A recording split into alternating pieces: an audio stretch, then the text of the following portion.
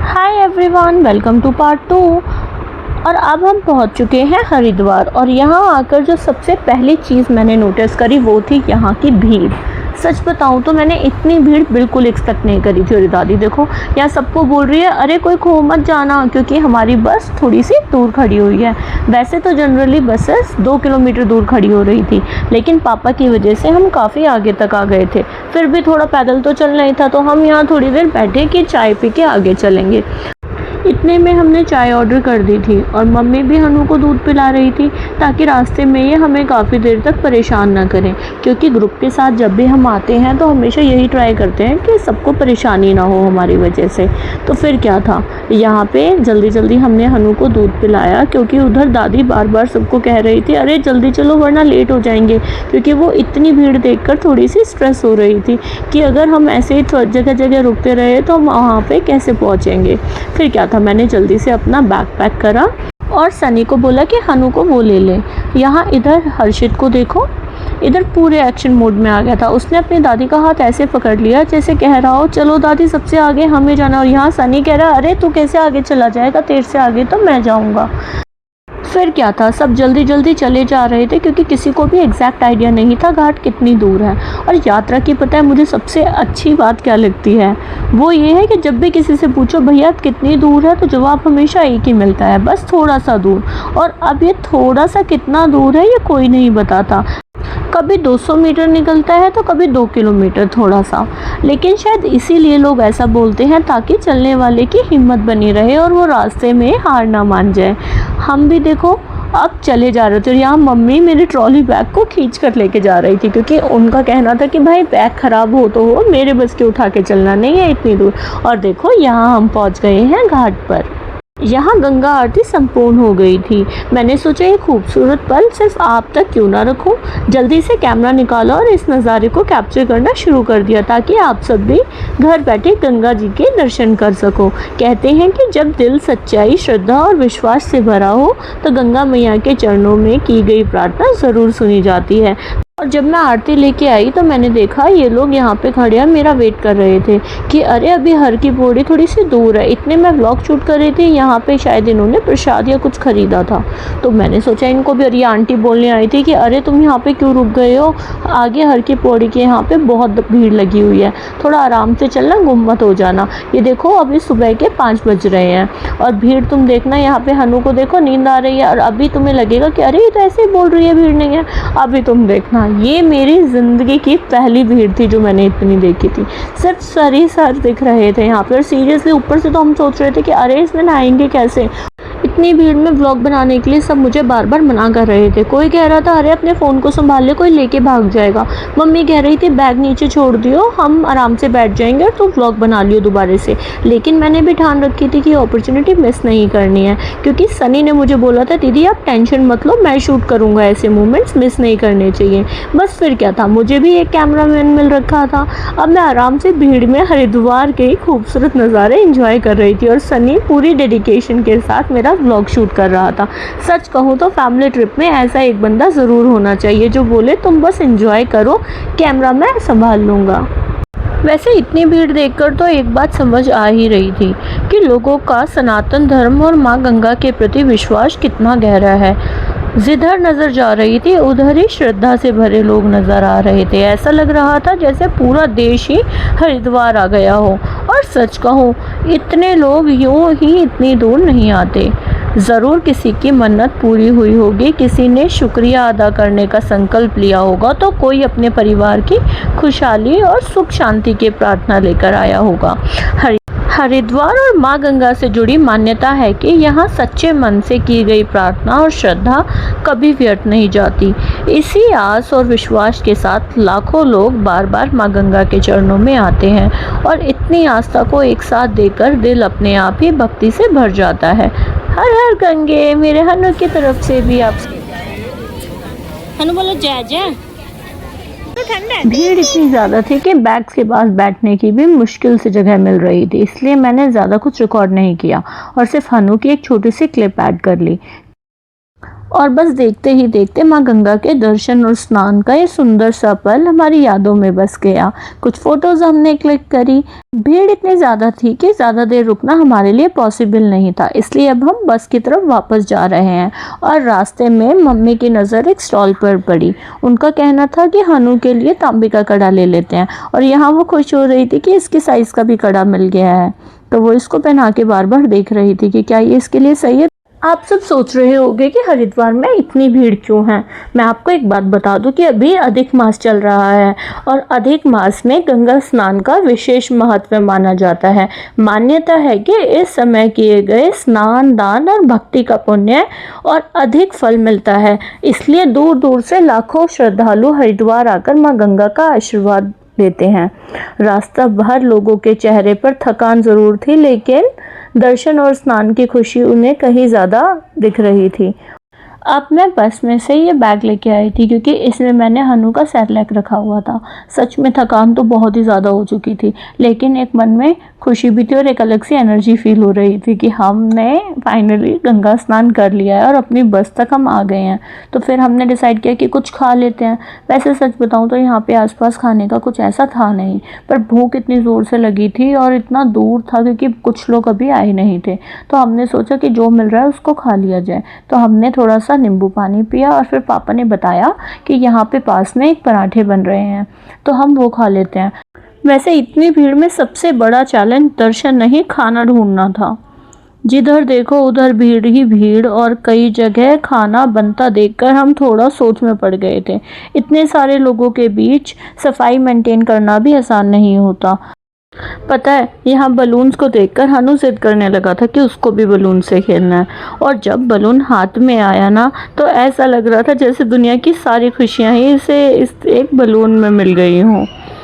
बच्ची को तो वो भूल ही गया था कि जो बलून्स दे रही है, वो बस अपने बलून्स में खेले जा रहा था। और सच कहूँ, ये छोटी छोटी चीज़ें देखकर लगता है कि हमारा नन्हा सा बच्चा अब धीरे धीरे दुनिया को समझने लगा है।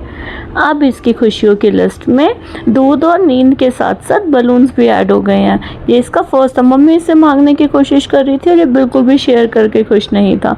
देखो ज़रा इसकी स्माइल। बलून मिलना इसको ऐसा लग रहा था जैसे इसकी लॉटरी लग गई हो। बचपन की खुशियाँ भी कितनी सस्ती और खूबसूरत होती है ना यार। आर्या नानी हंस रही थी कि तुम भी बचपन में ऐसे ही जिद किया करते थे, वो हमें बता रही थी।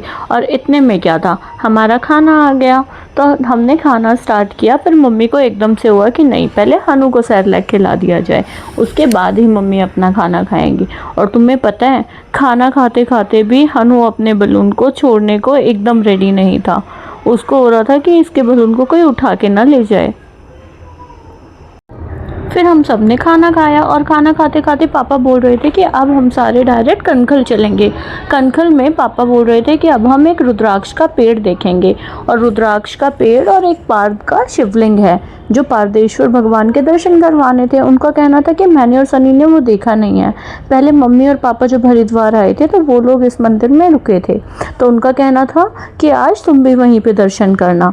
तो फिर क्या था, सनी ने जैसे ही सुना, सनी बोला कि चलो जल्दी निकल पड़ते हैं। तो अब देखो, अब हम आ गए हैं उसी मंदिर के अंदर। आप सब भी इसी शिवलिंग के दर्शन कर लो।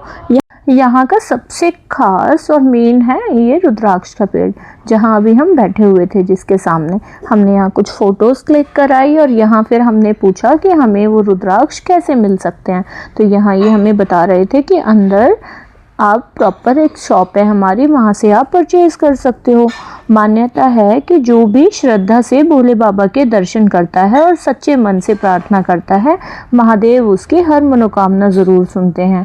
कहते हैं कि रुद्राक्ष के पेड़ के पास खड़े होकर की गई प्रार्थना और भी ज़्यादा फलदायी मानी जाती है। यहाँ का इन्वायरमेंट इतना सुंदर और प्यारा था ना, कुछ देर के लिए भीड़ भाड़ सारी थकान ही हम भूल गए थे कि हम कितनी दूर पैदल चल कर आए हैं। बस मन कर रहा था कि थोड़ी देर महादेव के चरणों में बैठकर उनका आशीर्वाद ले लें। आप सब भी भोले बाबा के दर्शन कर लो। ये जो शिवलिंग है ये पार्थ का है। हर हर महादेव। अगर आप भी कभी कंखल आएँ तो इस मंदिर के दर्शन ज़रूर करिएगा। कहते हैं भोले बाबा के दरबार से कोई भी खाली हाथ नहीं जाता, और यहाँ आकर सच में लगता है कि महादेव हर भक्त की पुकार सुन रहे हैं। हर हर महादेव। पता नहीं आप लोगों के साथ भी ऐसा होता है या नहीं, लेकिन मुझे लगता है कि जब इंसान का मन सच में भक्ति में लग जाता है ना, तो दुनिया की बहुत सी परेशानियां कुछ देर के लिए छोटी लगने लगती हैं। दिल को एक अलग ही लेवल का सुकून मिलता है। क्या आप भी मेरी तरह भगवान से बहुत सारी कंप्लेंट्स करते हो कि मेरे साथ ही ऐसा क्यों हो रहा है, मेरी लाइफ इतनी डिफ़िकल्ट क्यों है, या मेरी लाइफ में इतने स्ट्रगल्स क्यों हैं यार, और तो मस्त ज़िंदगी जी रहे हैं। पर मेरी मम्मी हमेशा बोलती है कि अगर तुम भगवान से कंप्लेंट्स कर रहे हो तो भगवान की खुद की लाइफ तो देखो। उनकी खुद की लाइफ भी परफेक्टली सॉर्टेड नहीं थी। अगर उनकी लाइफ में अप्स एंड डाउन्स इतने सारे आए हैं तो फिर हम कैसे एक्सपेक्ट कर सकते हैं कि हमारी लाइफ में कभी प्रॉब्लम्स ही ना आए। मुझे लगता है भक्ति का मतलब प्रॉब्लम्स को गायब कर देना नहीं होता। भक्ति का मतलब है उन प्रॉब्लम्स को फेस करने की स्ट्रेंथ मिल जाना। ये बात तो अब मुझे सच में समझ में आ गई है कि हर इंसान कोई ना कोई बैटल लड़ रहा है। कुछ बैटल्स दुनिया देख लेती है और कुछ इंसान सिर्फ और सिर्फ अपने अंदर रख लेता है। इसलिए हमें कभी भी किसी को देखकर ये नहीं कहना चाहिए कि यार इसकी लाइफ कितनी परफेक्ट है, मुझे तो इस जैसी लाइफ चाहिए, क्योंकि हर इंसान के अपने स्ट्रगल्स होते हैं। और एक बात मैंने सीरियसली लाइफ से सीखी है, वो है कि हमें कभी भी गिव अप नहीं करना चाहिए, क्योंकि जो चैप्टर आज हमें सबसे डिफ़िकल्ट लग रहा है ना, वही कल को एक इंस्पायरिंग स्टोरी बन के निकल के आएगा। क्योंकि जब हम आज अपने पास्ट की बातें करते हैं तो कैसा लगता है कि अरे यार वो तो निकल गया बस, और जब हम वक्त को थोड़ा वक्त देते हैं ना तो वो वक्त इतना प्यारा हो जाता है। अरे बातों बातों में देखो, मैं बताना भूल गई कि हम पहुंच चुके हैं अंसल की सोसाइटीज़। एक्चुअली हम जा रहे हैं शुक्रताल, और यहाँ पे ये देखो वंशिका हनु को खिला रही थी, और मैं बातों बातों में बताना भूल गई कि शुक्रताल के पास में पापा ने अंसल की सोसाइटी में यहाँ पे प्लॉट लिया था। तो पापा ने क्या किया, पूरी बस ही अंदर घुसा दी, क्योंकि हमने सिर्फ सुना था कि हमारा एक प्लॉट है यहाँ पर, और हमने कभी देखा तो नहीं था क्योंकि इतनी दूर हम आ ही नहीं पाते। तो आज पापा हमें यहाँ पे दिखाने के लिए लेके आए हैं। और मैं आपको क्या बता रही थी, मैं कह रही थी कि हमें कभी भी ये नहीं सोचना चाहिए कि यार भगवान हमारी बात नहीं सुन रहे हैं, लेकिन हो सकता है वो हमें वही दे रहे हो जो इस वक्त हमारे लिए बेस्ट हो। हर चीज़ हमारी टाइमिंग पर नहीं होती, कुछ चीज़ें उनके टाइमिंग पर होती हैं। इसलिए भगवान से नाराज़ होना नहीं चाहिए। अपना दर्द भी बताओ, रो लो, कंप्लेन कर लो, लेकिन उनसे उम्मीद रखना कभी मत छोड़ो, क्योंकि जब सब कुछ टूट रहा होता है ना, तब वही एक भरोसा होता है जो इंसान को फिर से खड़ा होने की हिम्मत देता है। और सच बताऊं, जब मन सच में भक्ति में लग जाता है ना, तो प्रॉब्लम्स ख़त्म नहीं होती, उनका वेट कम हो जाता है। और ये देखो अब हम पहुंच चुके हैं मूलचंद रिजॉर्ट। पता ही नहीं चला ना कि कब हम हरिद्वार से मंदिर और मंदिर से मूलचंद आ गए। और शायद लाइफ भी कुछ ऐसी ही होती है, जब हम बुरे वक्त से गुजर रहे होते हैं तो लगता है यार ये फेज़ कब ख़त्म होगा, कैसे क्या हम कर पाएंगे। लेकिन फिर एक दिन अचानक पीछे मुड़कर देखते हैं और रियलाइज़ होता है कि वो मुश्किल दिन कब निकल गए और अच्छे दिन कब आ गए हैं, पता ही नहीं चलता। हनु को देखकर मुझे सेम फील होता है। पता है, कल तक जब सनी हनु को पकड़ता था ना, हम इसे कहते थे अरे ढंग से पकड़, इसकी गर्दन ऐसे हो जाएगी, और आज ये देखो कैसे पकड़ के खड़ा है इसको।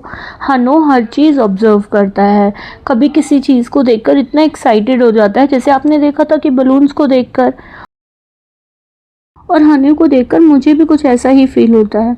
कल तक जो इतना छोटा सा बेबी था जिसको मुझे गोदी में लेने से भी डर लगता था, आज धीरे धीरे दुनिया को समझने लगा। ये देखो खेल रहा था, और यहाँ पे फाउंटेन, फ्लावर्स, ये चेयर, ये सारी चीज़ों को धीरे धीरे ऑब्जर्व कर रहा था।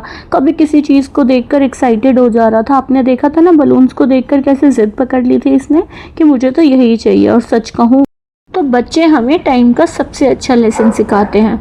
जब हम उनके साथ होते हैं ना, तब रियलाइज़ होता है कि वक्त यार कितनी जल्दी निकल रहा है। आज हनु को देखकर सच में दिल भर आता है कि अब ये क्रॉल करने लगा है, चीज़ों को पकड़ कर चलने की कोशिश करता है, और जब खुद से थोड़ा सा भी आगे बढ़ता है ना तो इतना खुश होता है जैसे उसने दुनिया जीत ली हो।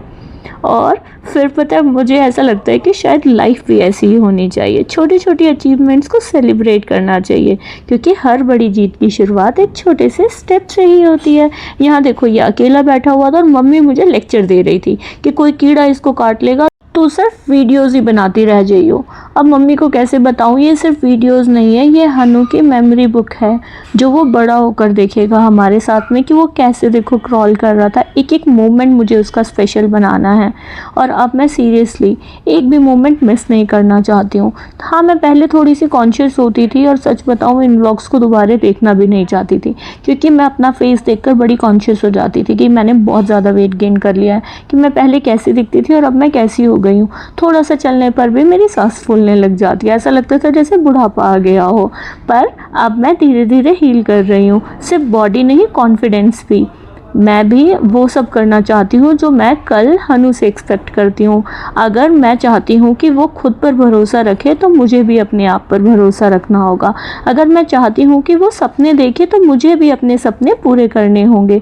अगर मैं चाहती हूँ कि वो कभी हार ना माने तो मुझे भी गिरकर बार बार उठना पड़ेगा। और ये देखो हर्षित जैसे बार बार कह रहा है कि भाई मुझे ऊपर बैठने दो। जितनी बार बस रुक रही थी उसका कहना था प्लीज़ मुझे ऊपर बैठ के जाने दो। उसने भी जैसे ज़िद लगा रखी थी। और अब हम जा रहे हैं वापस अपने घर की तरफ। बहुत सारी मेमोरी। गाइस प्लीज मेरी बात जरा ध्यान से सुनिए। हम 2 दिन के टूर पे गए थे। हम पहले गए हरिद्वार, वहाँ हमने बहुत अच्छे से स्नान किया। फिर उसके बाद हम गए शुक्रताल, वहाँ भी एक ताल है बहुत पुराना ऐतिहासिक, वहाँ पे भी हम नहा के आए। फिर हमने जोत लगाई। उसके बाद हम 9 मंदिरों में गए, वो भी बहुत पुराने ऐतिहासिक मंदिर थे जिसे हम 4 धाम बोलते हैं। वो मंदिर भी वहाँ चारों धामों के नाम से था और हमें देख के बहुत अच्छा लगा। बहुत ज़्यादा गर्मी थी, हम तंग भी हुए, लेकिन हमने एंजॉय किया गर्मी का भी। थैंक यू, धन्यवाद। जो सबसे लेट आया था है वंशिका, सबसे लेट। वैसे आपको मम्मी और सनी के व्लॉग में सब कुछ डिटेल में देखने को मिल जाएगा। सच कहूँ तो गर्मी इतनी ज़्यादा थी ना, और फिर भीड़ भी थी, और हनु के साथ में मेरी बिल्कुल हिम्मत नहीं हुई हर चीज़ कैमरा में कैप्चर करने की। मेरे तो व्लॉग्स में बस मैं इतना ही दिखाने वाली हूँ, इसलिए कुछ मोमेंट्स बस मैंने इंजॉय करे और कुछ रिकॉर्ड नहीं कर पाई। लेकिन जितना भी कैप्चर किया उम्मीद है आप सबको पसंद आया होगा, और अगर पसंद आया हो तो वीडियो को लाइक शेयर सब्सक्राइब ज़रूर करना। Thank you for watching guys. और ये अब एक सुंदर सा गीत जो हमारा एंडिंग वाला गीत है, जो इन लेडीज़ की तरफ से आप सबको। अब मिलते हैं नेक्स्ट व्लॉग में एक नई मेमोरी और एक नए सफ़र के साथ। तब तक अपना और अपनों का ख्याल रखिए। Thank you so much for watching. Bye bye. एक दे फेर संगे तुम तो भूल जाओगे, हम तो याद करेंगे। तर छोटा हरिद्वार का घर बार चाली ससुरे की चले लाडो सराय में। फिर मिलते हैं छोटी सी जर्नी पे फिर। तो bye bye aunty. Bye bye बेटा, good night. See you in the next vlog. जल्दी मिलते हैं, तुमसे मिलते हैं ऋषिकेश में। हाँ, तुमसे भी मिलते हैं।